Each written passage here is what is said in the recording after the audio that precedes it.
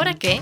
Los saludamos, queridos escuchas de La Silla Rota, en este podcast que buscará responder al menos 3 preguntas de 2 de los temas más importantes de la agenda nacional.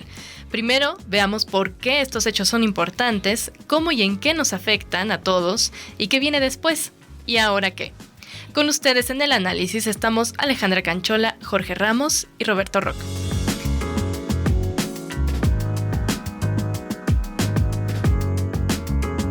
Bienvenidos de nuevo a este espacio. Gracias. Muchas gracias. Bueno, pues ¿qué les parece si empezamos con Guacamaya?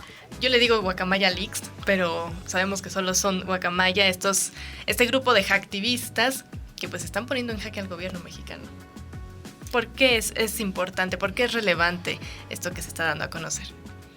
Bueno, yo creo que Alejandra, Jorge, tiene muchas implicaciones esto y es un tema impecable para ¿y ahora qué? Porque nadie sabe ¿y ahora qué va a pasar después de esto? Claro. No solamente en cuanto a los escándalos que ya hay y puedan venir, sino cómo va a impactar en el gobierno, en los últimos 2 años del gobierno del presidente López Obrador, que se va a sumar con un libro, al parecer muy escandaloso, que se llama El Rey del Cash, ¿no?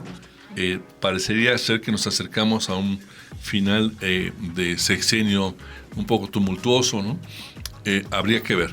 Creo que solamente me gustaría aportar la preocupación de que lo que ya todos sabemos, que el ejército es un poder muy grande en el país. Esto ocurre justo cuando se está aprobando en el Senado, salvo alguna sorpresa de última hora, una mayor participación del ejército en nuestra vida pública, y creo que es una reflexión que nos debe llevar a todos los mexicanos a decir, este es el ejército que queremos, un ejército con un enorme poder.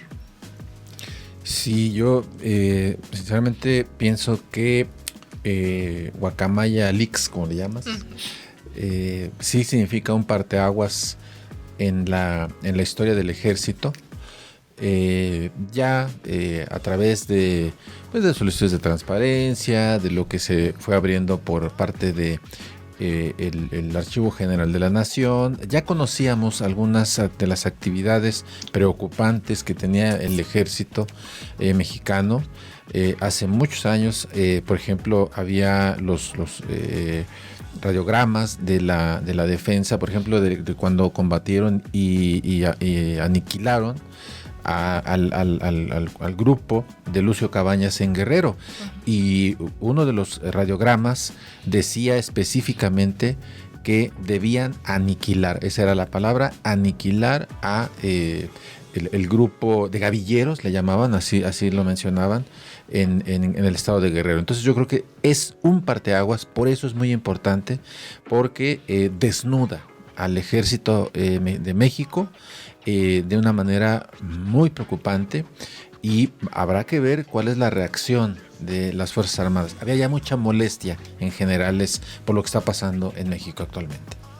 Claro, y permítanme poner un poquito en contexto qué es lo que sucede, ¿no? Este grupo de hacktivistas, quienes son, bueno, ya hackearon otros sistemas de otros ejércitos como el de Guatemala, el de Chile, y ellos, su consigna es que porque se están violando los derechos de la ciudadanía, los derechos humanos en estos países, y es a partir de un gran poder que evidentemente es el ejército, ¿no?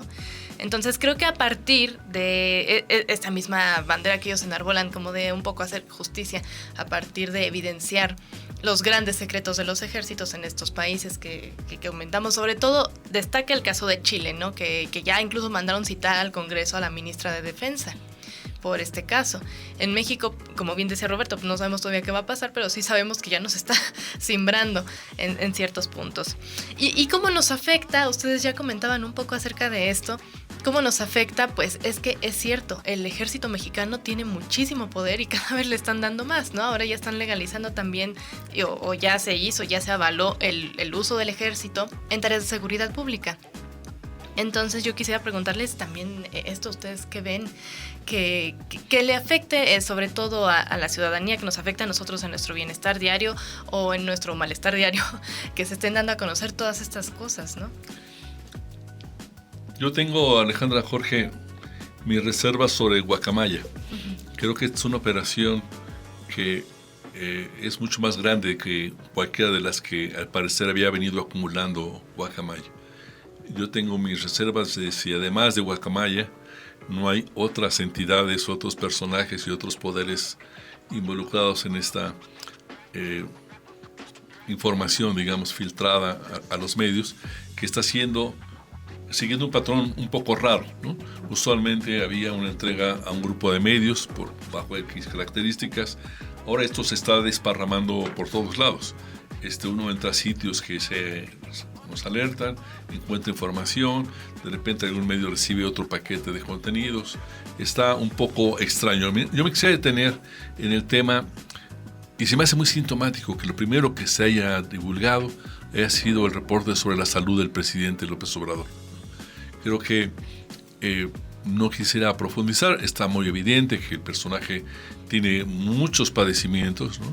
La mayor parte de ellos afectan a cualquier ser humano y harían dudar de si el presidente López Obrador tiene la plena capacidad para desarrollar sus funciones, que es parte del debate. Yo soy partidario de suponer o de sostener, defender, que la salud de un presidente es un tema público, que la salud de un presidente no es un tema privado de cualquier ciudadano, y que nuestros gobernantes, todo funcionario electo, por el solo hecho de serlo electos, tienen que asumir que su vida privada tiene un umbral diferente que el de los ciudadanos y que tiene que abrirse a eso. La historia tiene muchos casos de presidentes enfermos que cometieron errores graves y que la historia los registra como un referente, digamos, de que hay que tener cuidado con las enfermedades de un presidente. Híjole, a mí de las partes que más me preocupan de lo que se está conociendo es que el ejército tiene todo mapeado. Son 4 teras de información. Hemos conocido, yo creo que menos de 1 giga. Y yo no sé cuántos gigas caben en 1 tera, pero deben ser muchísimos. Y lo que estamos viendo es que ellos tienen control de todo. Lo saben todo y no sabemos qué hacen con esa información. ¿Qué decisiones toma el ejército con esa información? Porque ya lo decía Roberto, el tema de la salud del presidente, pero de pronto nos enteramos que la Sedena sabe perfectamente por calle y dónde están las narcotienditas en alcaldías de la Ciudad de México. Que acaba de publicar La Silla Rota. Y que acaba de publicar La Silla Rota. Pero además, fíjate, esa información la publicó La Silla Rota hace 1 año. Nosotros publicamos esa información a partir de por mapa de Fiscalía de la Ciudad de México. Así, ¿no? Es, pero lo tiene la Sedena y tiene cantidad de información. Lo del nuevo, esta línea aérea, tiene toda la información. ¿Qué está haciendo el ejército con esa información? A mí me inquieta muchísimo. Sí, es que es prácticamente todo lo que saben, ¿no? ¿Hasta cuándo salimos tú y yo, Jorge, a comprar el pan? Hasta eso sabe el ejército. Hasta eso saben, de verdad. Como dice Jorge, ¿para qué quiere el ejército esta información? Cualquier estado requiere un área de inteligencia. Las áreas de inteligencia del Estado mexicano nunca han tenido mucho crédito por su obsesión de involucrarse en la vida privada de los ciudadanos, por alejarse de los criterios de seguridad nacional y meterse en cuestiones íntimas de los ciudadanos o de dirigentes políticos, por dar materia para extorsión política de muchos personajes, y por etapas oscurísimas como las que refiere Alejandra con la guerrilla mexicana, ¿no? Pero después de Fox esto empezó a transformarse, pero no mejoró en absoluto. Al parecer se deterioró, se desilvanó, y así sigue todo deshilachado, digamos, en nuestro sistema civil de inteligencia política, se desea, pero no sabemos realmente qué es lo que está pasando, y creo que esto es un atisbo para que los ciudadanos digamos, oigan, explíquenos, que alguien me explique. No, y además lo peor de todo es que no hay, ahora que se está discutiendo esta reforma para extender hasta el 2028 la intervención de las Fuerzas Armadas, la oposición se contentó y le van a dar el voto, y si no, la otra semana me regañan. Pero la oposición se contentó, no, vamos a establecer controles al ejército. Sí, ¿y cuáles son tus controles? Que comparezca cada 6 meses. ¿Y ya con eso lo resolviste? Y eso es lo que van a hacer. 2, 3 ahí parchecitos, y ahí te van tus 4 años que me pediste. Van a llegar un grupo de generales a decir que creen, va a todo dar, y los senadores que no tienen ninguna capacidad de verificar esos dichos, van a decir, bueno, muchas gracias por venir. Nos vemos dentro de 6 meses. Y mientras tanto, 4 teras de información, ¿quién sabe para qué? Sí. Porque hay análisis político, ¿eh?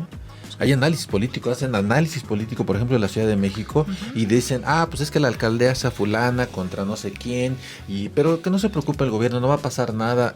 Hacen análisis político. Si lo que se está filtrando fueran solamente PDFs, texto corrido, estaríamos hablando de 250,000 páginas de información. Si imaginamos imágenes o videos o cualquier otro tipo de temas, pues a lo mejor es mucho menos, pero es algo gigantesco, digamos, ¿no? El volumen de información que varios medios estamos procesando en esta coyuntura. Creo que vale la pena imaginar, Alejandra. ¿Y ahora qué? ¿Y ahora qué? ¿Y ahora qué? ¿Qué Sí, viene? Justo. ¿Tú qué crees? Pues ya comentábamos un poco, ¿no? En este segundo bloque, del primer bloque de temas, ¿qué es lo que viene? Sin duda la ciudadanía tendría que estar más enterada o completamente enterada de lo que está sucediendo. Y la verdad es que yo no creo que ocurra nada, por lo menos a nivel del Poder Ejecutivo, no creo que ocurra absolutamente nada. El presidente todo ha salido a decir, sí, eso ya se sabía, sí, pues sí, yo tengo un montón de achaques, ¿no? Sí, eso ya, sí, es cierto que la Sedena quiere una empresa. Pero cuando dices que no crees que ocurra nada, ¿te refieres a que no van a correr a nadie mañana o que el país va a seguir como estaba antes de todo esto? Yo creo que el país va a seguir como estaba y que tampoco van a correr a nadie y que tampoco va a ser algo de preocupación para el Ejecutivo. Yo no coincido, yo creo que temas como la salud del presidente van a tener un giro muy importante en el debate público. Yo no sé en qué vaya a terminar, a lo mejor no ocurre nada a nivel legislativo. Yo veo en otros países, en Estados Unidos naturalmente, que así el presidente se vaya a quitar un pólipo del intestino en una operación de media hora, tiene que informar en materia de salud. Estados Unidos tiene muchos traumas sobre presidentes enfermos, que se mantuvo la secrecía. Kennedy fue uno de ellos, ¿no? Que todo su gobierno tuvo muchos padecimientos. Roosevelt, escuchaba ayer a Jorge Castañeda que decía que en la conferencia de Yalta, después de la Segunda Guerra Mundial, donde las potencias se repartieron el mundo, y Roosevelt ya iba muy enfermo, murió unos meses después apenas, al parecer cedió mucho en medio de su enfermedad a Stalin, y Stalin se aprovechó de esto. De ese tamaño a veces son los problemas de que los pueblos no conozcamos la salud de nuestros presidentes. Jorge. Sí, yo sinceramente creo también como Alejandra que no va a pasar gran cosa. Vamos a ver, pues sí, la ropa interior del ejército mexicano. No pasará de que alguien diga que le parece sexy o que le parece muy anticuada, pero yo creo que de ahí no vamos a pasar. Ojalá y los ciudadanos de verdad tomáramos esto como una llamada de atención muy fuerte para decidir lo que decías al principio, ¿verdad? ¿Qué ejército queremos? ¿Qué ejército es el que quieren los mexicanos? Más allá de la discusión de si Morena quiere 4 años más o 3 años más en la intervención, ¿qué ejército se quiere? Ojalá y esto que está pasando, esta exhibición que estamos viendo, sirva para eso, para que el país en conjunto discutamos y veamos qué ejército queremos. Eso es lo que yo esperaría. Porque además hay que recordar que el ejército mexicano los mexicanos no solo nos defiende hacia afuera, nos cuida hacia adentro. Prácticamente convivimos con él, es parte de nuestra casa, está inmerso en todo lo que hacemos. Entonces sí, creo que esa discusión tendría que darse abiertamente y de ahí en fuera igual creo que no va a ocurrir nada. Hay países que después de crisis no tan más graves, mucho más graves que estas, por ejemplo Costa Rica, en los años 60, 70, enfrentó versiones de un intento de golpe de Estado por parte del ejército y de una presión brutal sobre funcionarios civiles, y Costa Rica decidió disolver su ejército. Se quedó sin ejército. Quedó una especie de policía nacional ahí, adiós, ¿no? No sé lo que vaya a pasar en México, pero México tiene un modelo de ejército como fuera de moda en lo que se refiere al mundo. Sí. Los ejércitos en el resto del planeta, por lo menos en los países civilizados, son controlados por civiles, ¿no? El secretario de la Defensa es un civil. Yo creo que esto va a abrir un debate, por lo menos. Ojalá. A lo mejor podría coincidir con ustedes parcialmente, y esto es un poco raro, en que no va a pasar algo mañana o pasado mañana, pero a lo mejor tampoco regresamos pronto a un modelo que ahorita yo creo que es cada vez más insostenible. Ya es insostenible, totalmente de acuerdo. Bueno, pues ¿qué les parece si pasamos a nuestro segundo tema, el plan antiinflacionario que presentó? ¿Otra vez? Sí, otra vez. Un nuevo acuerdo dentro de este plan que es el conocido PASIC, ¿no? Este plan que salió este año precisamente a inicios, se han firmado varios acuerdos y este nuevo acuerdo que se firma esta semana precisamente pues es para bajarle 90 pesitos a la canasta básica. Bueno, pues ya le hicimos, ¿no? Sí, ya definitivamente. Pero tiene sus asegúnes, Jorge, porque fíjate que ni a todos nos va a afectar igual, ni al parejo. Tiene sus asegúnes. Pero bueno, yo quisiera preguntarles a ustedes, ¿qué es lo que consideran importante precisamente de que se mencione este plan antiinflacionario ya casi al cierre del año y también en medio de una evidente crisis económica y de la inflación que está viviendo el mundo, ¿no? En parte por el conflicto entre Rusia y Ucrania, pero también pues por algunas decisiones que ha tomado el gobierno federal. A mí me dejó más preocupado de cómo estaba antes, porque creo que ya se había hecho un primer anuncio, ¿no? Es un anuncio bis donde se rescata el término de canasta básica. Yo no lo escuchaba hace 30 años. Y la idea de controlar precios, evidentemente hay industriales que abusan, pero no es un acuerdo con industrias, ¿no? Es un acuerdo con millonarios, con dueños, ¿no? Y entonces Bimbo o no sé quién dice que en su presentación, una de las 16 presentaciones que tiene de pan va a bajar 10%. Es un chiste. Y estoy muy alarmado por este anuncio que hicieron de que ni Cofepris ni otras entidades van a seguir otorgando los permisos, en este caso permisos que le pueden costar la vida a una persona si no se observan, permisos sanitarios, y que las farmacéuticas y otro tipo, las fabricantes de alimentos, pueden entrar a distribuir sus cosas, por lo menos eso se entendió, de manera libre. Me parece escandaloso. Sí, la verdad es que si no fuera tan grave, diría que es un mal chiste de este gobierno que presenten un nuevo plan reeditado desde los años 80, 90, con estos pactos de estabilidad económica que le llamaban, y bueno, el establecimiento ahora de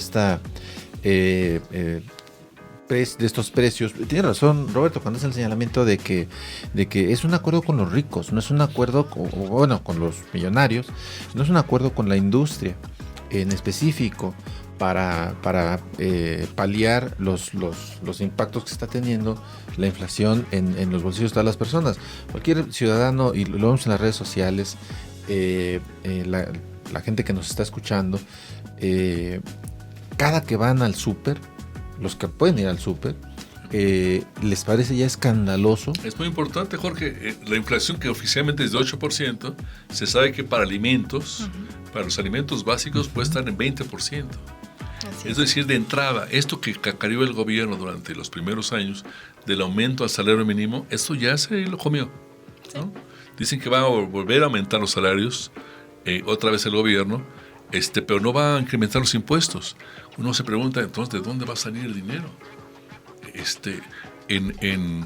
En Colombia están aumentando impuestos, en Chile quieren aumentar impuestos, porque el dinero es finito. Se frenó un poco Chile, ¿no? Como que le dio un poco de frío, pero bueno. Se frenó en todo, casi en todo, pero está en la mesa el tema. Sí. Aquí en la mesa dicen cero aumento de impuestos. Nos asomamos a que el gobierno se quede sin dinero, ¿no?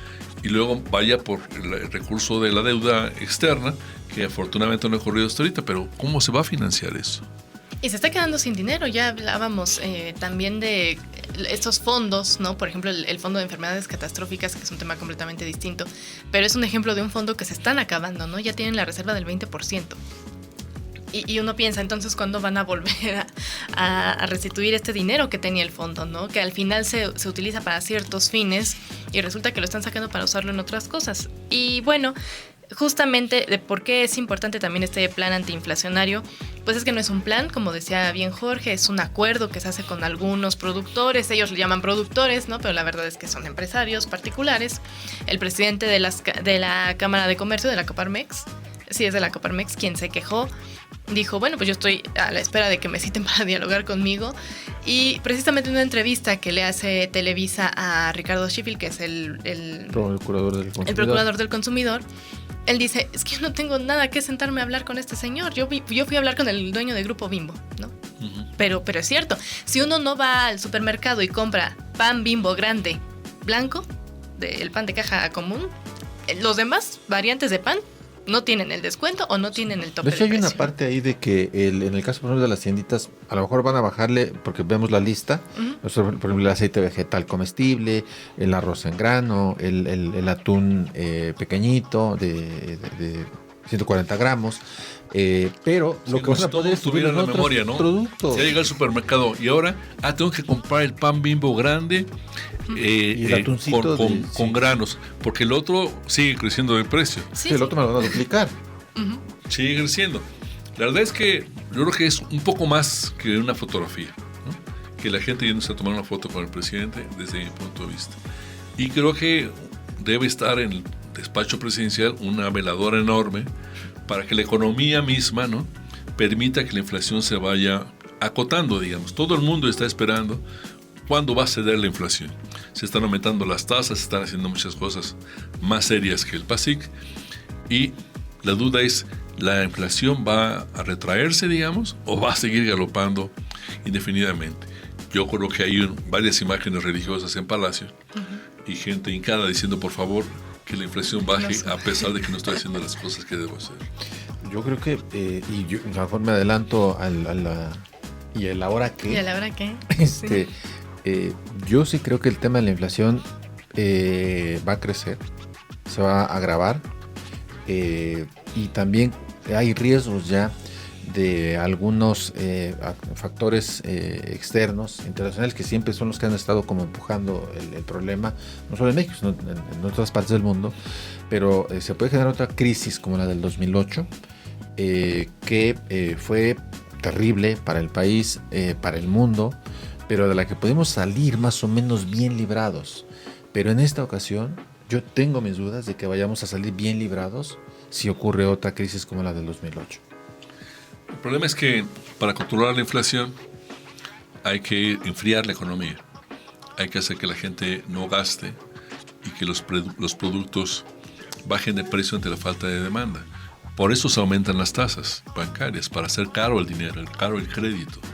Pero enfriar a la economía genera el riesgo también de enfriarla de tal manera que se genere una recesión, uh-huh. que viene acompañada de falta de inversión, de falta de empleo, de despidos en las fábricas.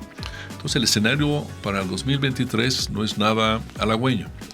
En un momento electoral del país, la tentación de decisiones populares o populistas en materia política y económica el próximo año va a ser, creo yo, muy grave. Sí, creo que aquí no hay manera de disentir. Definitivamente vemos un escenario no solo oscuro, sino negro para lo que viene en la economía. Y pues no puedes obligar a la gente a que compre solo manzana roja o a que compre solo frijol negro a granel o solo pan blanco Bimbo.